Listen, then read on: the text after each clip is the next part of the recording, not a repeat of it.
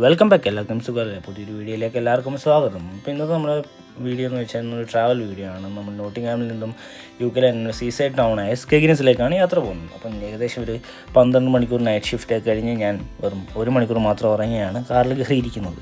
അങ്ങനെ നമ്മൾ പോകുന്നത് ഞാൻ എൻ്റെ കസിൻസിൻ്റെയും ഫ്രണ്ട്സിൻ്റെ കൂടെയാണ്. ഞങ്ങൾ അങ്ങനെ നോട്ടിംഗ്ഹാമിൽ നിന്ന് യാത്ര ചെയ്യിച്ച് അവരവരുടെ വണ്ടിയിൽ മുമ്പിൽ പോയി, ഞങ്ങൾ ബാക്കിലും.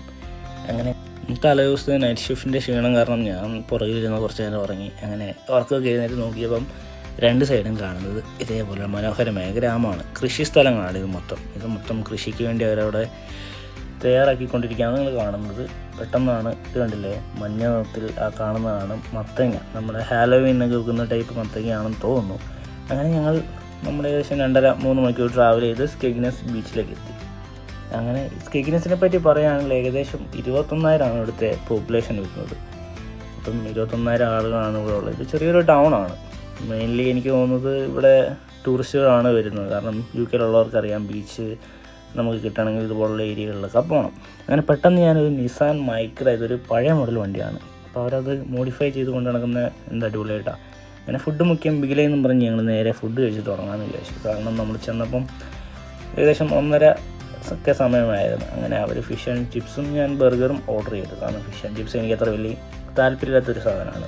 നമ്മുടെ നാട്ടിലെ പഴംപൊരി നമ്മൾ മാവിൽ മുക്കി എങ്ങനെയാണ് പൊരിക്കുന്നത്, സെയിം അതേപോലെയാണ് ഈ ഫിഷും ചെയ്യുന്നത്. ഒരു വികാരമില്ലാത്തൊരു സാധനമാണ്. അപ്പോൾ ചേച്ചിയൊക്കെ ഇത് കഴിക്കുന്നുണ്ടപ്പോൾ ഞാനും വിചാരിച്ചു എങ്ങനെയാണാവോ ഇങ്ങനെ ഇത് ആസ്വദിച്ച് ഇങ്ങനെ കഴിക്കാൻ പറ്റുക. കാരണം അത് കഴിച്ചവർക്കറിയാം അതിൻ്റെ ടേസ്റ്റ് എന്താണെന്നുള്ളത്. ഒരു ടേസ്റ്റ് ഇല്ലാത്തൊരു സാധനമാണ് കഴിക്കുന്നത്. അങ്ങനെ അവിടെ നിന്ന് ഞങ്ങൾ ഫുഡ് എല്ലാം കഴിഞ്ഞ് നേരെ ബീച്ചിലേക്ക് അങ്ങ് നടന്നു. അപ്പോൾ ഞങ്ങളുടെ പ്ലാൻ പ്രകാരം നമുക്ക് ബീച്ചിൽ ഇറങ്ങാം, കുറേ നേരം സ്പെൻഡ് ചെയ്യാമെന്നുള്ളതൊക്കെ ആയിരുന്നു. പക്ഷേ ഞങ്ങളവിടെ എത്തിയപ്പോൾ അവിടുത്തെ ക്ലൈമറ്റും കാറ്റും ഭയങ്കര തണുപ്പുമായിരുന്നു.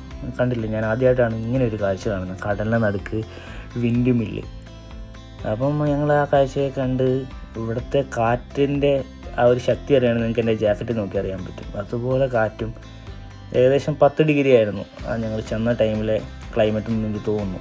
അപ്പം അത് കഴിഞ്ഞ് ഞങ്ങൾ മേളിലേക്ക് നടന്നു. അവിടെ ഇതേപോലെ ഹാർട്ട് ഓഫ് സ്കെഗിനസ് എന്നൊക്കെ എഴുതിയ ഒരു ഹാർട്ട് ഷേപ്പിലുള്ളൊരു സംഭവം ഉണ്ടായിരുന്നു. ഇത് ആളുകൾ വന്ന് ഇവിടെ കീലോക്ക് ചെയ്യും. അവരുടെ കപ്പിൾസ് ആണെങ്കിൽ അവരുടെ പേരൊക്കെ എഴുതി പോകുന്നു.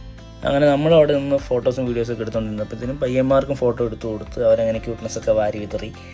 അങ്ങനെ അത് കഴിഞ്ഞ് ഞങ്ങൾ സ്കെഗിനസ് ടൗണിലേക്ക് വന്നിറങ്ങി. ടൗണിൽ ചുറ്റിക്കറങ്ങാൻ വേണ്ടി. കാരണം ഇത് ചെറിയൊരു ടൗണാണ്. അപ്പോൾ നമുക്ക് പുറത്തിറങ്ങി ഏറ്റവും കൂടുതൽ കാണാൻ പറ്റിയ കാസിനോസാണ്. കാസിനോസും ഫുഡ് സ്പോട്ടുകളും. കാരണം അവിടെയുള്ള ആളുകളുടെ മേജർ വരുമാനത്തിൽ ഒരെണ്ണം കാസിനോസ് ആണെന്നാണ് എനിക്ക് തോന്നിയത്. കാരണം അതുപോലെ കാസിനോസ് അവൈലബിൾ ആണ്. അങ്ങനെ നമ്മൾ കുറച്ച് നേരം ആ കാഴ്ചയെ കണ്ട് അങ്ങോട്ടും ഇങ്ങോട്ടും നടന്ന് കുറേ ഫോട്ടോസൊക്കെ എടുത്തു.